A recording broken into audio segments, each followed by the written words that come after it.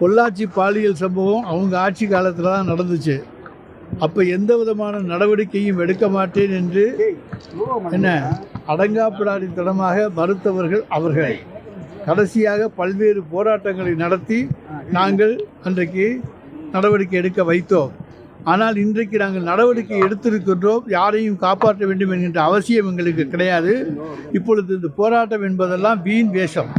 ஏன்னா ஏதாச்சும் நாங்கள் இருக்கிறோம் என்பதை காண்பித்துக் கொள்வதற்காக அதிமுக இப்படி ஒரு கபட நாடகம் ஆடுகிறார்கள். தங்கள் மேல் உள்ள குற்றச்சாட்டுகளை மறந்துவிட்டு எங்கள் மீது பழி சுமத்த வேண்டும் என்கிற நோக்கத்தோடு அவர் பார்க்கிறார்கள். அதை தவிர வேறு ஒன்றும் இல்லை. பொள்ளாச்சி சம்பவம் ஒன்று போதும் அவருடைய ஆட்சி காலத்திற்கு. அதுக்கு அடுத்தது என்னென்ன நடந்தது என்பதையெல்லாம் ஏற்கனவே நான் விளக்கி இருக்கிறேன். நீதிமன்றமே தேவையில்லை என்று சொல்லி 3 பெண் துணை ஆணையர்கள் தலைமையிலே ஒரு கமிட்டியை நியமித்து விட்டது. எனவே சிபிஐ விசாரணை தேவையில்லை என்று நீதிமன்றமே சொல்லிவிட்டது. எஃப்ஐஆர் வெளியானதை பற்றியும் விசாரித்துக் கொண்டிருக்கின்றோம். தொழில்நுட்ப கோளாறு காரணமாக கசிந்தது என்கின்ற தகவல் வந்திருக்கின்றது.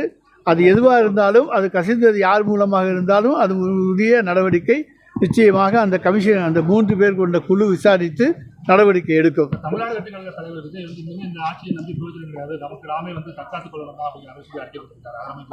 அதாவது இந்த ஆட்சியில்தான் பெண்களுக்கு பாதுகாப்பு. பெண்கள் வெளியே வருகிறார்கள். மகாத்மா காந்தி என்ன சொன்னார்? நடு இரவிலே 12 மணிக்கு ஒரு பெண் தங்க நகைகள் எல்லாம் அணிந்து கொண்டு சுதந்திரமாக நடமாடி சென்று திரும்புகின்ற பொழுது பத்திரமாக வீடு திரும்பினால் அன்றைக்கு தான் சுதந்திரம் என்றால், அது இந்தியாவிலேயே கடைப்பிடிக்கக்கூடிய ஒரு மாநிலமாக தமிழ்நாடு தான் இருக்கிறது. மற்ற மாநிலங்களுக்கெல்லாம் அந்த கட்சித் தலைவர் போய் பார்த்துவிட்டு வரட்டும். அங்கே பெண்களுடைய நிலைமை எப்படி இருக்கிறது, 10 மணிக்கு மேலே அவர்கள் நடமாட முடிகிறதா என்று நம்மை நாமே காப்பாற்றிக் கொள்ள வேண்டும் என்று சொல்லுகின்ற அவருக்கு நாங்கள் இதைத்தான் பதிலாக சொல்கிறோம். தயவு செய்து வெளியே போய் பாருங்கள். பக்கத்து மாநிலங்களிலே, பீகாரிலே போய் பாருங்கள், அல்லது ஒரிசாவிலே போய் பாருங்கள், அல்லது வேறு மாநிலங்களிலே சென்று பாருங்கள். அங்கேயெல்லாம் பார்த்துவிட்டு வந்து இந்தியாவிலேயே பாதுகாப்பான மாநிலம் தமிழ்நாடு என்பதை நாங்கள் நிரூபிக்கின்றோம். இல்லை என்று சொன்னால் நீங்கள் என்ன சொன்னாலும் மக்கள் எங்களுக்கு நம்புவார்கள். அதை மக்கள் மத்தியிலே நாங்கள் விளக்குவோம். ஒரு ஆள் கேளுங்க.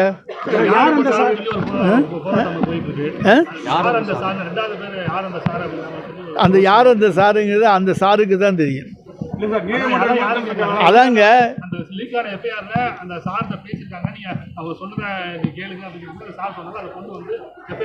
அதாங்க அது விசாரணையில் தெரியுங்க. யார் அந்த சார் என்பது தெரியுமே தவிர நாங்கள் இல்லை அந்த சார்லாம். நீதிமன்றம் கொடுக்கின்ற நடவடிக்கை, ஆணையம் கொடுக்கின்ற நடவடிக்கைகள் மீது நீதிமன்றம் நடவடிக்கை எடுக்கும். சமீப காலமாக நம்ம இந்த மாதிரி வழக்குகள், முக்கியமான வழக்குகள்ல அரசு அதிகாரிகள் அவசரப்பட்டு பேட்டி கொடுக்குறது அரசுக்கு ஒரு பின்னடைவாக நம்ம பார்க்கலாம். ஏன்னா நம்ம கள்ளக்குறிச்சி சம்பவத்திலே ஆட்சியர் இல்லைங்க, அவங்க அரசு விதிகளுக்கு உட்பட்டு தான் பேட்டி கொடுக்கிறார்கள். மற்றவையெல்லாம் விசாரணையில் இருக்கிறது. அது கரெக்ட் சார். அவர் அரசு விதிகளுக்கு உட்பட்டு தான் பேட்டி கொடுக்குறாங்க. என்ன பண்றாங்க? அப்போ அவங்க ஃபர்ஸ்ட் பேசும்போது ஏதாச்சும் ஒன்று சொல்லிவிடுறாங்க. ஏன்னா கள்ளக்குறிச்சி சம்பவத்தில் கள்ளச்சாராய மரணம் இல்லைன்னு கரெக்டாக பேட்டி கொடுத்தாரு. அப்புறம் அது மாற்றினோம். அதுக்கப்புறமா இப்போ இந்த சம்பவத்தில் ஒரு ஆள் தான் அக்யூஸ் கமிஷன் பேட்டி கொடுக்குறாரு. இப்போ எவ்வளோ பேர் தெரியல. இதை மாதிரி அவசரப்பட்டு அதிகாரிகள் பேட்டி கொடுக்குறது. விசாரணை கமிஷன் தான் இருக்காங்க. 3 பெண் ஐபிஎஸ் அதிகாரிகள் கொண்ட துணை ஆணையர்கள் கொண்ட குழு தான் இருக்குது.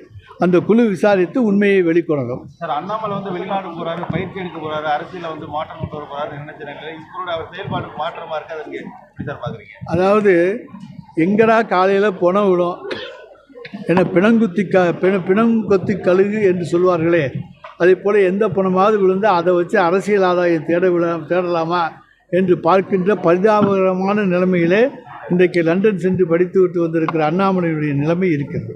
பாதகம் செய்பவரை கண்டால் நாம் பயங்கொள்ளலாகாது பாப்பா.